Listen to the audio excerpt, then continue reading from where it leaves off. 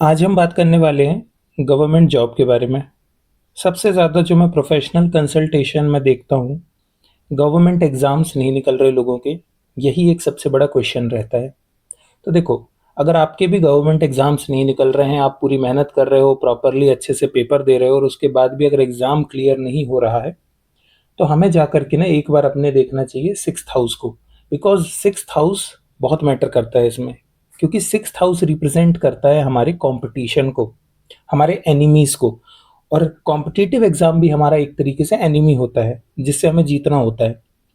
तो अगर हम बोले एनिमी को, स्ट्रगल्स को, कॉम्पिटिशन को, ये हम देखते हैं हमारे सिक्स्थ हाउस से।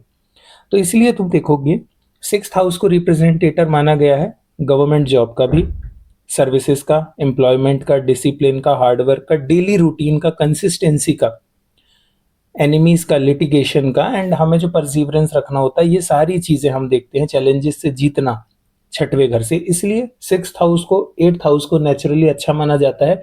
अगर यहाँ मेलेफिक बैठे होते हैं तो वो जनरली पॉजिटिव रिजल्ट देते हैं यहाँ बैठकर। तो इस तरीके से हमें देखना होता है।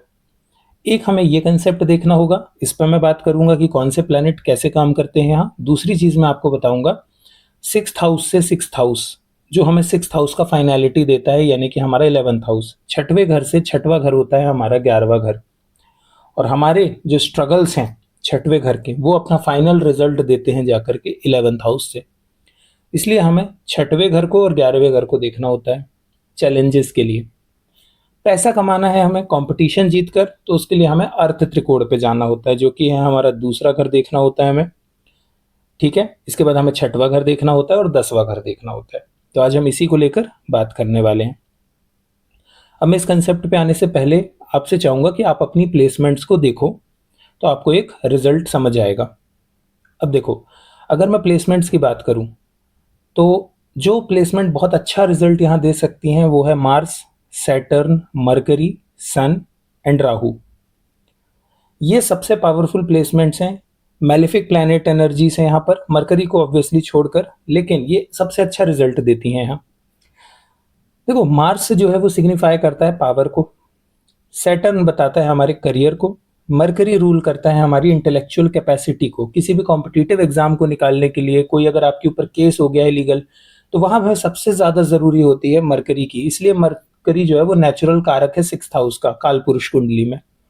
इसके बाद हम बात करें सन की, तो वो हमारे ईगो को, किंग को रिप्रेजेंट करता है। और जब हम अगर बहुत बड़े ऑफिसर बनना चाहते हैं, अगर हम आईएएस या आईपीएस जैसी जॉब्स में जाना चाहते हैं ऑफिसर बनकर, तो हमें हमारे सन की पोजीशन देखना। अगर हमारा आत्मकारक सन है, सन स्ट्रांगली बैठा है, तो बहुत अच्छे रिजल्ट देता है। 10th हाउस का सन कहते हैं ना, गवर्नमेंट जॉब दिला देता है, आईएएस बना देता है। उसके बाद हमें देखना होता है राहु, क्योंकि राहु है वो डिजायर, ऑब्सेशन, जो हमें हमारा रिजल्ट दिलाता है।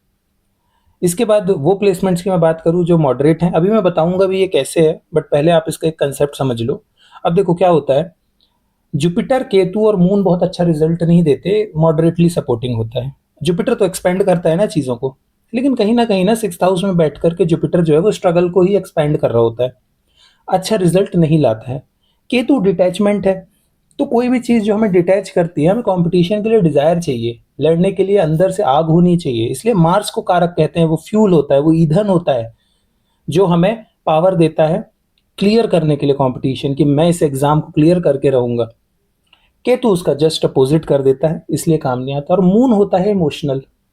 मून जैसे अपने आप को टेम्पररी बहुत कम कम टाइम में बदलता है ना, वैसे ही होता है यहाँ पर सिक्स्थ हाउस में। अगर सिक्स्थ हाउस में मून बैठा है, तो आप देखोगे ऐसा व्यक्ति कॉम्पिटिटिव की तैयारी करेगा, फिर छोड़ देगा, फिर सोचेगा कर लेता हूँ, फिर छोड़ देगा, कॉन्स्टेंट स्ट्रगल में फंसा रहता है। और सबसे वीकेस्ट प्लेसमेंट होती है वीनस की। वीनस सिक्स्थ हाउस में बिल्कुल भी अच्छा नहीं माना जाता है। एक सबसे बड़ा रीजन उसका ये है, पहले तो यहाँ अथॉरिटी से स्ट्रगल आता है। आप देखोगे किसी के भी वीनस सिक्स्थ हाउस में है, उसके उसके फादर से लड़ाई होगी, उसके उसके बॉस से बहुत लड़ाई होगी, जमेगी ही नहीं। गवर्नमेंट एग्जाम में आपको गवर्नमेंट के अंडर काम करना होता है, अथॉरिटी फिगर है गवर्नमेंट, आपकी अच्छी नहीं बनती, इसलिए ये बहुत वीक प्लेसमेंट उसकी मानी जाती है। ऐसा व्यक्ति आप देखोगे डिसीजेस से प्रोन होता है। अब एक अगर मैं कंसेप्ट आपको बताऊं, तो आप देखोगे वीनस जो है ना, वो रिजल्ट होता है सारे प्लैनेट्स का सिक्स्थ हाउस के स्ट्रगल का। स्ट्रगल करके जो सक्सेस, पैसा, लग्जरी मिलती है ना हमें गवर्नमेंट जॉब में जाने के बाद, वो एंड रिजल्ट वीनस ही तो रिप्रेजेंट कर रहा है। तो Venus is result, Venus is not action, इस वजह से वीनस यहाँ पर अच्छा नहीं माना जाता है। इसी वजह से फिर एक चीज़ और होती है, कंपटीशन के टाइम जब हमारा कोई फ्रेंड या कोई साथ का अगर पहले सिलेक्शन ले ले और हमारा सिलेक्शन नहीं होता है तो वो हमें जेलेसी कॉज करता है।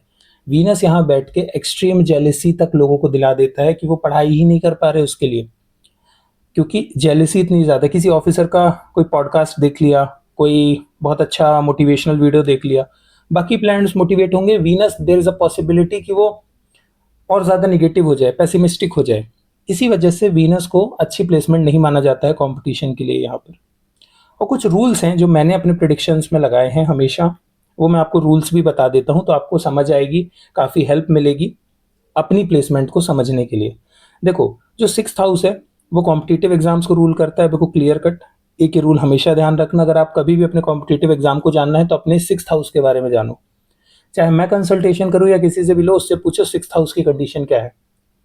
दूसरा, क्योंकि सिक्स्थ हाउस हमारे डेली रूटीन और हैबिट्स को रिप्रेजेंट करता है, तो हमेशा याद रखो एक रूल, अगर तुम्हें अपना सिक्स्थ हाउस अच्छा करना है, कोई भी प्लैनेट बैठा हो, डेली रूटीन में काम करो। पढ़ाई करना है, तुम 10 घंटे पढ़ो या ना पढ़ो वो मैटर नहीं करता डेली, लेकिन तुम जो भी पढ़ाई कर रहे हो, फॉर एग्जाम्पल अगर तुम मैथ सॉल्व कर रहे हो, फॉर एग्जाम्पल यू टेक कि यू आर सॉल्विंग मेंसुरेशन या quadratic equation, so what you have to do, उसको डेली सॉल्व करना ही करना है कंसिस्टेंसी से। हो सकता है तुम 5 घंटे डेली कंसिस्टेंट पढ़ाई करो, वो ज़्यादा बेटर है रेदर देन एक दिन 10 घंटे की, एक दिन 2 घंटे की। सिक्स्थ हाउस को ऐसे ही बेटर किया जाता है कॉम्पिटिटिव एग्जाम के लिए, real life practical remedy. Then जो लोग सिक्स्थ हाउस में मेजर प्लैनेट्स अगर बैठ रहे हैं आकर, तो याद रखो आप दूसरों की इलनेस या गेन से पैसा कमाएंगे, मतलब गेन करोगे इलनेस से। कैसे? अब एग्जांपल ले लो कि अगर किसी की इलनेस है, आप उसको खत्म करोगे, क्योंकि सिक्स्थ हाउस इलनेस का होता है। आप डॉक्टर हो सकते हो, हीलर हो सकते हो, एस्ट्रोलॉजर हो सकते हो, थेरेपिस्ट हो सकते हो, नर्स हो सकते हो, मसाज थेरेपिस्ट हो सकते हो। फॉर एग्जाम्पल एक और चीज़, किसी की इलनेस है एक तरीके से कि मेंटल भी, आप उसको रेमेडी ये कर सकते हो अगर अपनी लाइफ भी अच्छी करनी है, कि कोई परेशान है, कोई लड़का है, कोई लड़की है, वो बहुत परेशान है, उसके एग्जाम क्लियर नहीं हो रहे, आप उससे सीनियर हो, आप उसको बहुत अच्छा मोटिवेशन दो, उसको राइट गाइडेंस दो, आपने उसकी प्रॉब्लम हील की। इस तरीके से भी आप अपना सिक्स्थ हाउस बेटर करते हो। फिर एक और जो नियम है वो है, जैसे सन का एग्जाम्पल लेके मैं समझाता हूँ आपको। सिक्स्थ हाउस जो होता है ना, वो सनसेट होता है, शाम का समय होता है। तो अब शाम के समय जो सन है वो सेट होने लगता है, वीक होता है। ये जो सेटिंग सनसेट स्टेज है ना, ये हमें बताता है कि सन अब उतनी पावर नहीं दे रहा है। जैसे अर्थ में आप 12 बजे 1 बजे धूप में खड़े हो जाओ, आपसे रहा नहीं जाएगा गर्मी की धूप में, लेकिन आप शाम को जाओ, शाम को कंफर्टेबल हो जाता है।